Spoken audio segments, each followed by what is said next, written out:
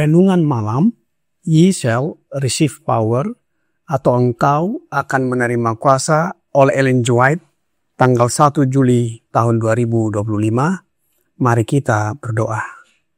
Bapa kami yang di sorga, Allah yang kami sembah melalui anak Yesus Kristus, pada malam ini kami datang menghampiri hadirat-Mu yang kudus, bersyukur dan berterima kasih oleh sebab penyertaan dan perlindungan Bapa bagi kami sepanjang hari hingga malam ini. Pada malam ini kami siap mendengarkan firman-Mu. Mohon kehadiran Roh Yesus Kristus dalam hidup kami, agar kami mengerti bahwa Bapa memberikan karunia-karunia rohani kepada masing-masing kami.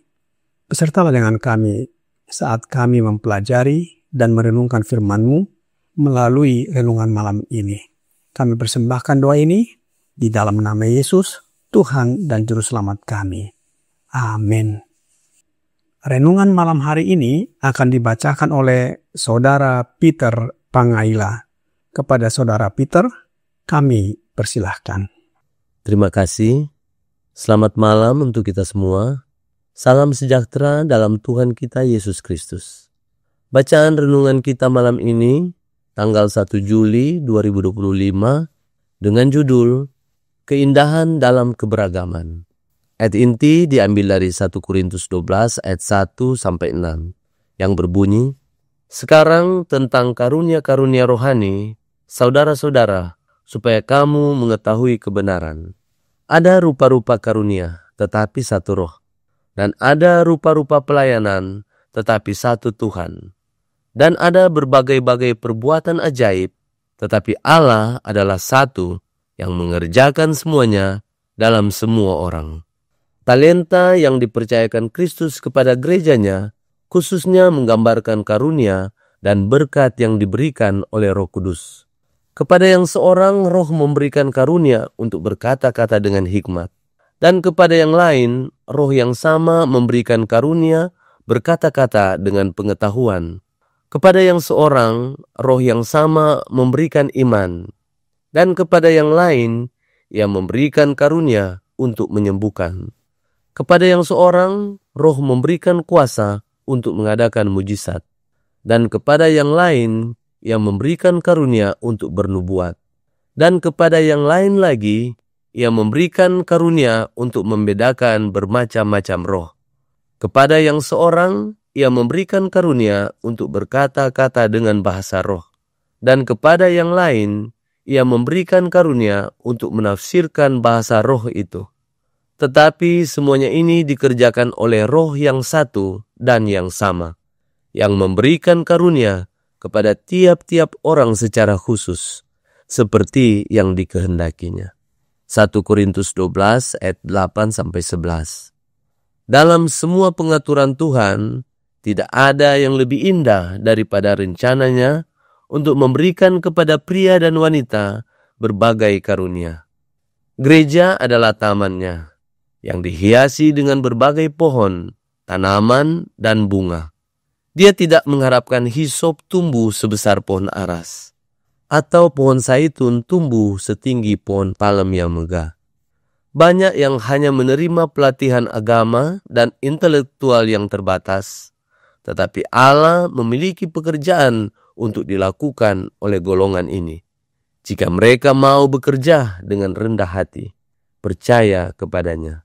Karunia-karunia yang berbeda diberikan kepada orang yang berbeda, agar para pekerja dapat merasakan kebutuhan mereka satu sama lain. Allah menganugerahkan karunia-karunia ini, dan karunia-karunia ini digunakan dalam pelayanannya, bukan untuk memuliakan pemiliknya, bukan untuk mengangkat manusia, tetapi untuk mengangkat penebus dunia. Karunia-karunia ini harus digunakan untuk kebaikan seluruh umat manusia, dengan mewakili kebenaran, bukan bersaksi tentang kepalsuan. Dalam setiap perkataan dan tindakan, kebaikan dan kasih akan dinyatakan. Dan ketika setiap pekerja mengisi tempat yang telah ditetapkan baginya dengan setia, doa Kristus untuk persatuan para pengikutnya akan dijawab, dan dunia akan tahu bahwa mereka adalah murid-muridnya. Diambil dari The Signs of the Times, 15 Maret 1910. Demikianlah bacaan renungan kita malam ini. Tuhan Yesus memberkati. Terima kasih. Terima kasih atas penata layanan Saudara Peter. Tuhan Yesus memberkati. Selamat malam saudara-saudari sekalian. Pencurahan Roh Kudus yang akan menyertai pemberitaan Injil oleh para pengikut Kristus diumumkan oleh Nabi Yoel dalam Yoel 2 ayat 28 sampai 30. Kemudian daripada itu akan terjadi bahwa aku akan mencurahkan rohku ke atas semua manusia. Maka anak-anakmu laki-laki dan perempuan akan bernubuat. Orang-orangmu yang tua akan mendapat mimpi, teruna-terunamu akan mendapat penglihatan-penglihatan. Juga ke atas hamba-hambamu laki-laki dan perempuan akan kucurahkan rohku pada hari-hari itu. Aku akan mengadakan mujizat-mujizat di langit dan di bumi, darah dan api, dan gumpalan-gumpalan asap. Petrus pada hari Pentakosta mengutip nubuatan ini untuk menjelaskan kejadian luar biasa yang terjadi kemudian. Lidah-lidah seperti api hinggap pada masing-masing murid. Mereka dipenuhi dengan Roh Kudus dan berbicara dalam bahasa-bahasa lain. Dan ketika para pencemoh menuduh bahwa mereka dipenuhi dengan anggur baru, Petrus menjawab, "Orang-orang ini tidak mabuk seperti yang kamu sangka, karena hari baru pukul 9. Tetapi itulah yang difirmankan Allah dengan perantaraan Nabi Yoel." Kemudian ia mengutip nubuatan itu secara substansial, seperti yang ditemukan dalam kitab Yoel. Hanya saja, ia meletakkan kata-kata pada hari-hari terakhir, menggantikan kata kemudian. Mari kita lihat ayatnya di dalam Kisah 2 ayat 17 dan kita sandingkan dengan Yoel 2 ayat 28. Kisah para Rasul 2 ayat 17 akan terjadi pada hari-hari terakhir. Demikian firman Allah, bahwa aku akan mencurahkan rohku ke atas semua manusia. Maka anak-anakmu laki-laki dan perempuan akan bernubuat, dan teruna-terunamu akan mendapat penglihatan-penglihatan, dan orang-orangmu yang tua akan mendapat mimpi.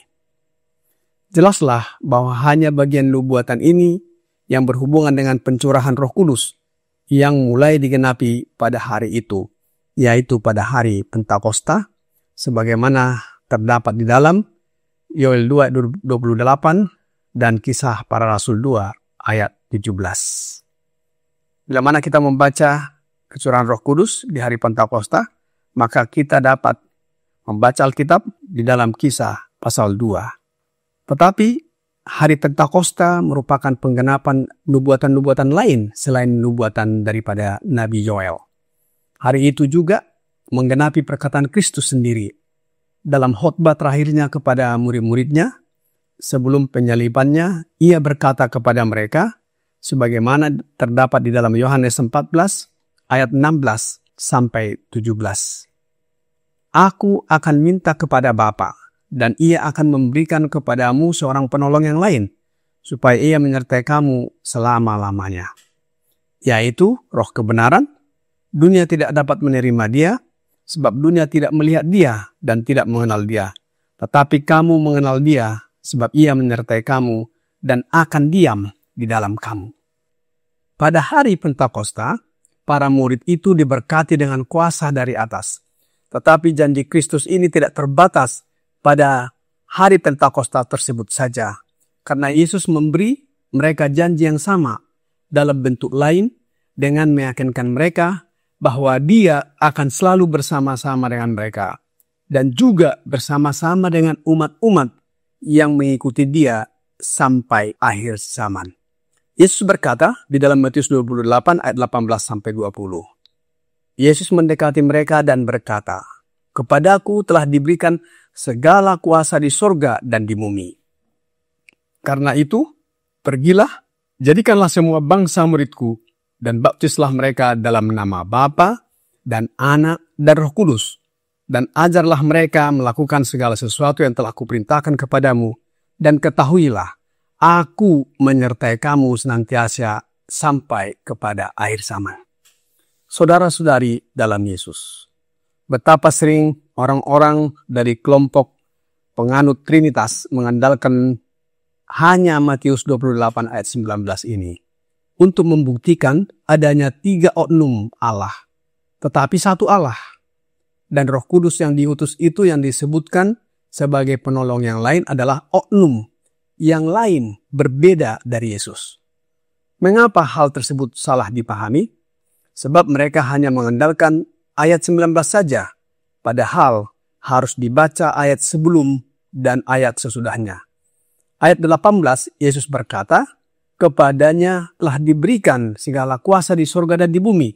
Kemudian di ayat 20, Yesus mengatakan, aku menyertai kamu senantiasa sampai akhir zaman. Bagaimana Yesus menyertai murid-murid dan orang-orang Kristen sekarang ini? Kita baca kembali Yohanes 14 ayat 17. Yaitu roh kebenaran. Dunia tidak dapat menerima dia, sebab dunia tidak melihat dia dan tidak mengenal dia. Tetapi kamu mengenal dia, sebab ia menyertai kamu dan akan diam di dalam kamu. Selanjutnya saudara-saudara sekalian, Petrus pada hari Pentakosta bersaksi tentang kekekalan pekerjaan roh ini yang telah mereka saksikan.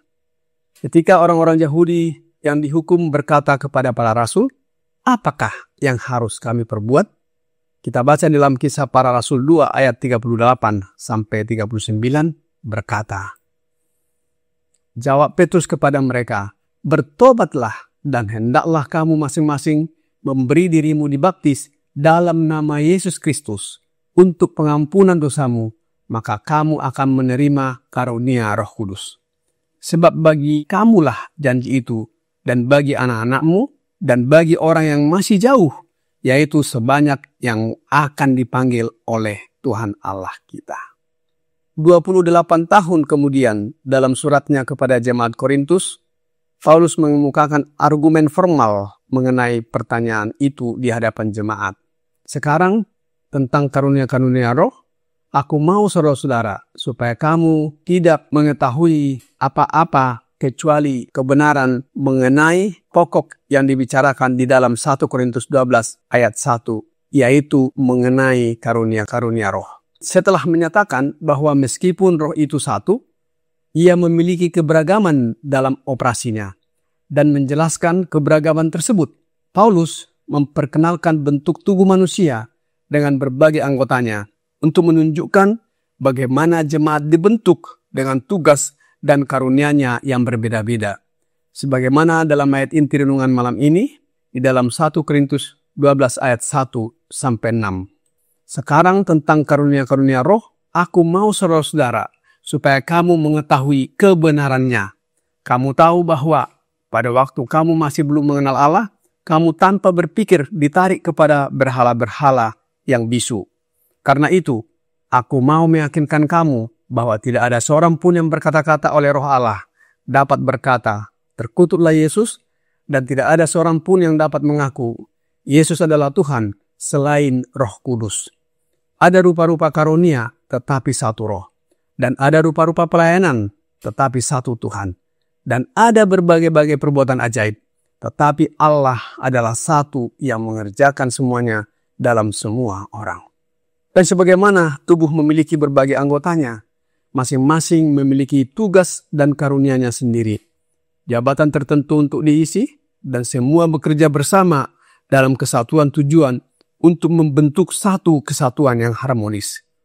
Demikian pula Roh Kudus harus bekerja melalui berbagai saluran di dalam gereja atau kelompok, perkumpulan, untuk membentuk tubuh keagamaan yang sempurna. Paulus kemudian melanjutkan dengan kata-kata ini, dan Allah telah menetapkan beberapa orang dalam jemaat.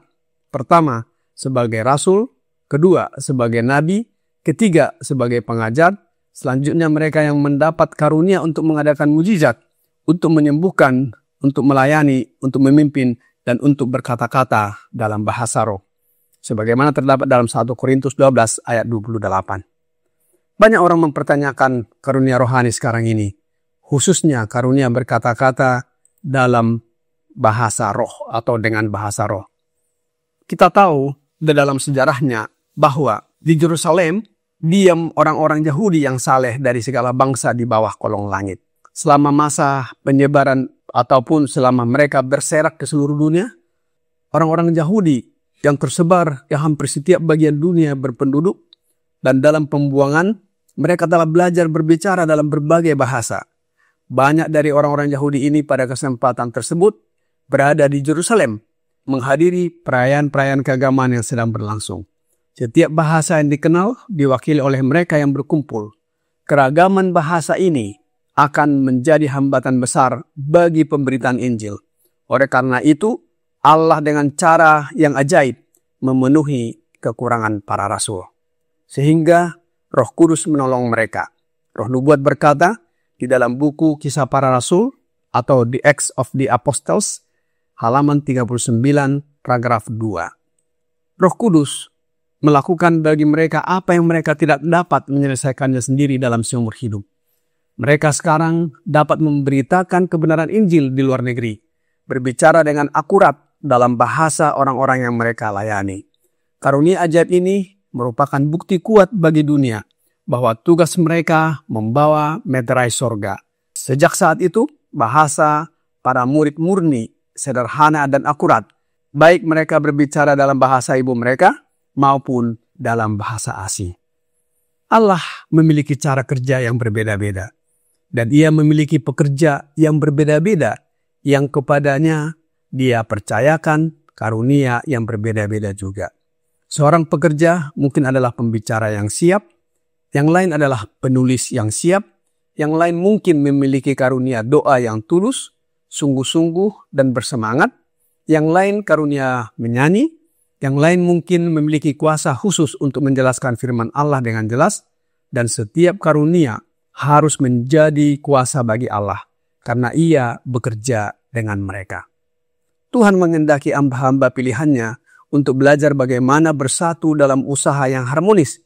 Bagi sebagian orang mungkin tampak bahwa perbedaan antara karunia mereka dan karunia rekan sekerja mereka terlalu besar, atau mungkin mereka bersatu dalam usaha yang berbeda, tetapi semuanya dalam usaha yang harmonis.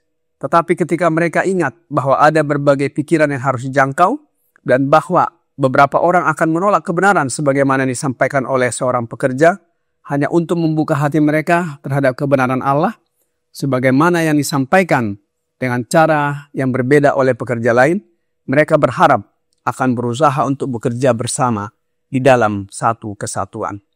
Dalam renungan malam, Ye Shall Receive Power halaman 191, paragraf 1 berkata, karunia-karunia yang berbeda diberikan kepada orang yang berbeda, agar para pekerja dapat merasakan kebutuhan mereka satu sama lain. Allah menganugerahkan karunia-karunia ini, dan karunia-karunia ini digunakan dalam pelayanannya. Bukan untuk memuliakan pemiliknya, bukan untuk mengangkat manusia, tetapi untuk mengangkat penebus dunia. Karunia-karunia ini harus digunakan untuk kebaikan seluruh umat manusia dengan mewakili kebenaran, bukan bersaksi tentang kepalsuan.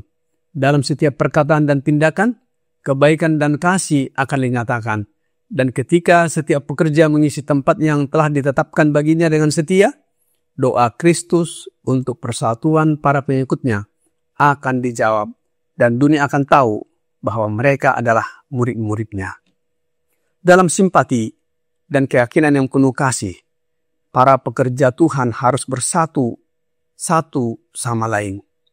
Dia yang mengatakan atau melakukan sesuatu yang cenderung memisahkan para anggota gereja Kristus atau anggota kelompok perkumpulan sedang menentang tujuan Tuhan. Marilah kita hindari pertengkaran dan memupuk kasih sayang Kristen satu sama lain.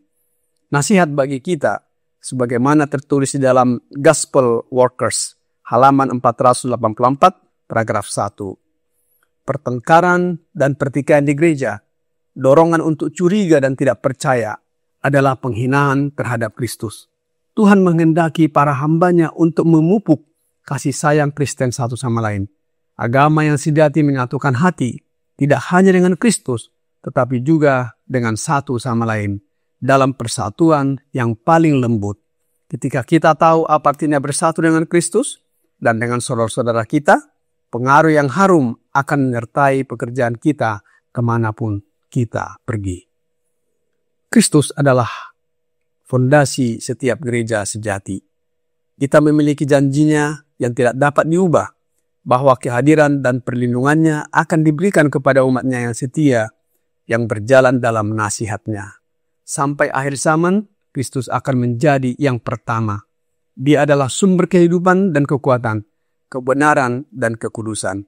Dan dia adalah segala-galanya bagi kita yang mengenakan kupnya dan belajar darinya bagaimana menjadi lemah lembut dan rendah hati.